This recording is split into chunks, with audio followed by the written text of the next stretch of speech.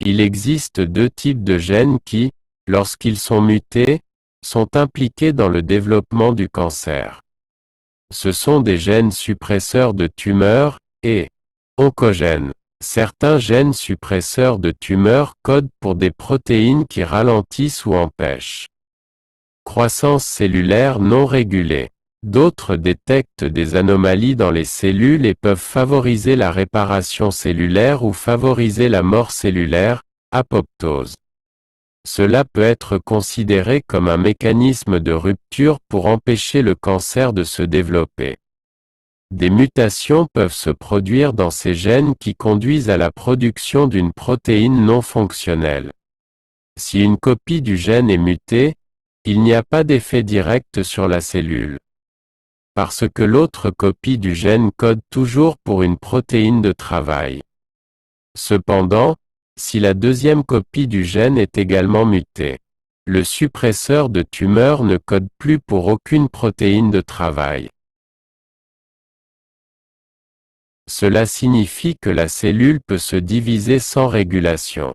Parce que les deux copies doivent être mutées pour provoquer une croissance cancéreuse. Les gènes suppresseurs de tumeurs sont appelés gènes récessifs du cancer. Les proto-oncogènes codent pour des protéines impliquées dans la promotion de la croissance et du développement cellulaire. Ils sont comme l'accélérateur dans une cellule, faisant avancer le cycle de croissance. Les oncogènes sont des versions mutées de proto-oncogènes. Les mutations aboutissent à des protéines qui favorisent la croissance cellulaire continue en restant allumées. Ils continuent de favoriser la croissance cellulaire en présence de signaux qui arrêteraient normalement le cycle de croissance cellulaire. Contrairement aux gènes suppresseurs de tumeurs, une seule copie d'un proto-oncogène est nécessaire pour favoriser la croissance cellulaire non régulée. Les oncogènes sont considérés comme des gènes cancéreux dominants.